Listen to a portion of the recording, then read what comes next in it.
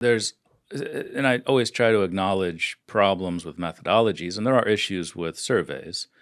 People can lie, they can distort the truth. Sometimes they don't understand what is the truth. These are people who are willing to talk. Some people are less Yeah. willing to talk. So there could be inherent biases in those too. 3,500 is a decent sample size. It's the largest. So there's diachronic change. There's also evolutionary change.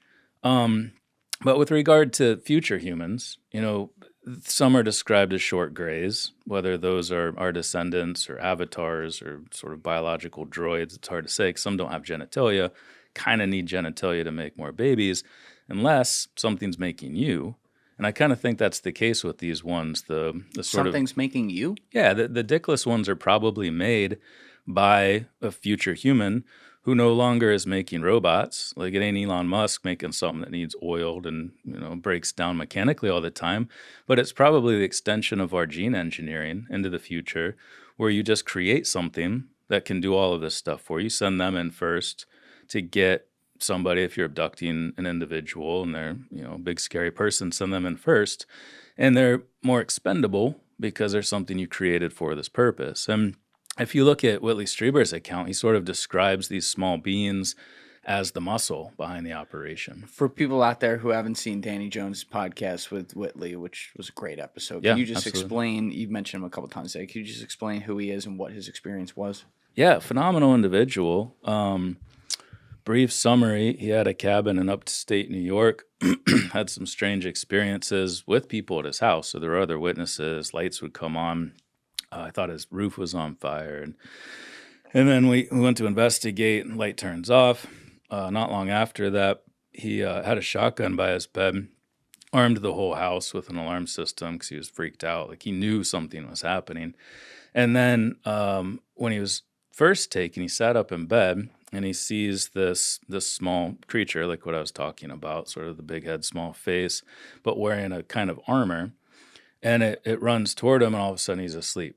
And then he ends up outside. He's interestingly sitting in a little beam of light. There's snow all around, but there's no snow where they're sitting. And it's cold, but it's not as cold as it would be, outside in this situation. But there he starts to see other types as well.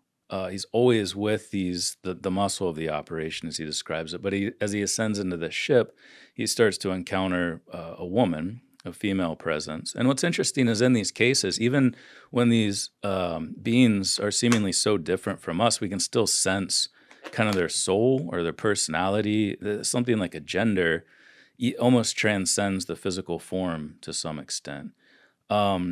But he's in contact with this woman, and then he goes on to have a lot of other experiences, even had sex with her once, that he writes about in a different book that he co-authored with Jeffrey Kripal called The Supernatural, I think it is. Mm-hmm.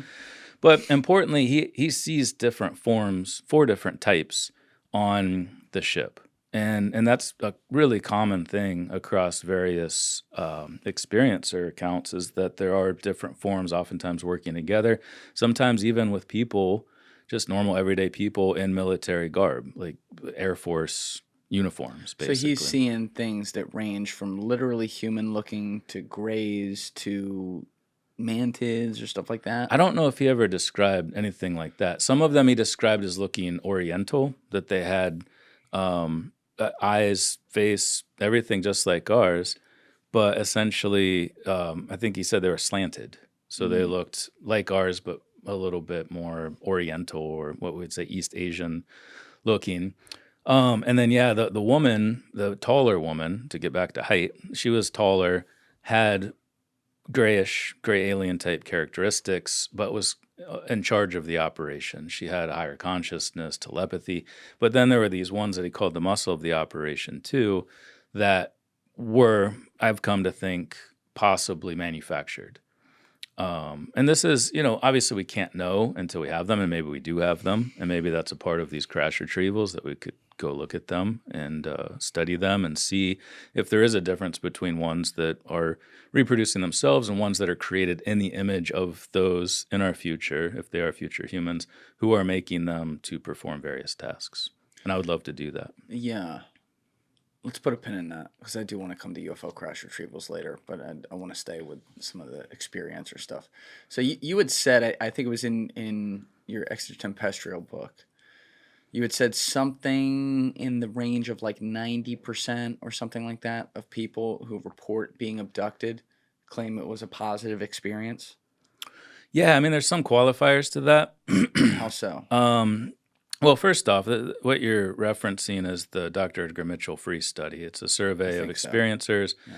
At the time they published that in 2019, they had 3,500 individuals. And I always try to acknowledge problems with methodologies, and there are issues with surveys. People can lie, they can distort the truth. Sometimes they don't understand what is the truth. These are people who are willing to talk. Some people are less willing to talk. So there could be inherent biases in those two. 3,500 is a decent sample size. It's the largest for something like this. But there are, they have added, I think they're up above 5,000 now because they're continuing this study. It's also important to talk about the sample. This is a multilingual international sample. It's not just a group of, dudes from Omaha or something. Like, it's a pretty broad sample of individuals. So we can glean something from that. So individuals, importantly, and one of the main reasons I reference this study is to talk about the types, like what we're talking about right now. And the majority that are seen are described as human. Looking. No, human. Literally human. Yeah, not even human looking. And this was something I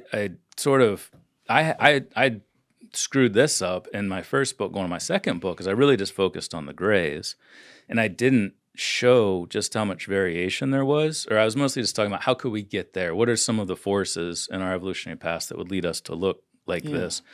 And obviously, it'd be easy to say we live in space, we live underground, it's dark, that's why our eyes get bigger. Maybe, I don't know, but I try to stay away from speculating about those things and just focus on dominant trends that we can understand. But in this study, the top reported type was human. And then after that was the short grays that we were discussing, tall grays, and then hybrids. And what I always What are point the out, hybrids again? I'm sorry. just a combination of the two forms. Okay. So like one example is Travis Walton. When he was taken, most likely an ambulance call because he was shocked by this craft, he wakes up in this bed with two short grays around him. Didn't have a chance to check in their pants. It'd be really interesting to know if they had genitalia or not, because it might help answer this question: are they all droids if we see the short grays, or are they just creating them in their image like we do with robots now? But then he escaped. He went in the control room. He's pushing buttons. They're like, "No, bro, don't do that because you're going to crash our ship." And then he was approached by a man who looks just like a man, tall, blonde hair, blue eyes, stocky build, and then encountered other women and men who he said had sort of a familial connection, like they all kind of looked the same. So that would be an example of what we consider the hybrids, ones with sort of the archetypal gray alien form, but also a human form. Right. And we can come back to that too, like that hybridization program is kind of an important aspect of all of this. But I'm sorry, Michael, I just, there's so many things here, I don't want to get lost in them, but from a detail perspective, like, how can we explain seeing in the same place literally human looking, and grays, if based, and maybe I misunderstood this, but based on what you were saying earlier about over time and things changing, that would suggest that those two beings are from very different future realms, meaning one, I'm just throwing random numbers out, one could be 200 years from now, another could be 200,000 years from now. Yeah, exactly. And I coined a term for that, temporal ancestry. So we talk about geographic ancestry now, where we have people from sub-Saharan Africa that have sort of lighter body builds, darker skins. They've evolved to the climate and the UVA light in that area, and evolved more melanin because of that. People from East Africa, or East Asia rather, Native Americans. So we can see snapshots of our evolutionary history now in this present time. Yes. In these cases of close contact where they see different forms with marked differences in their morphology, I think it's exactly that, like what you just said, that it's people coming back from different times or working together from different times for likely different purposes. They may have a variable reasons for wanting to come back and collect data on the human past, but they're likely all doing it at the same time to be less intrusive, to disrupt us and our timeline to a lesser extent. But what I always point out is based on the study. So you've got the humanoid, human-looking, human form, short grays, tall grays, hybrids. Every single one of those is an upright walking biped. That's the trait that defines our lineage. We are bipedal. And I've said 100 times that if what's getting out of these ships is some kind of squid or octopus or spider-looking creature, I never would have given two shits about this because there's no connection to us. But that trait alone, and you could go past that. You could talk about the tetrapod characteristics, having 4 limbs, which goes back 400 million years on this planet. 400 million. 400 million. We share that with them. Pentadactyly, having 5 digits at the end of each limb. And there's some variation there. Some say they see 4, but for the most part, they have 5. How do we know it's 400 million? That's so long ago. The fossil record. We can see when that 4-limb characteristic started. And then Darwin actually pointed out back in the mid-1800s that it makes no damn sense. Like, you use the same 4 limbs to do all of these different things. Whales got them, and bats got them, and we and horses and cows and all these ungulates. But it would make more sense if we just developed, if an elephant had 8 limbs instead of 4.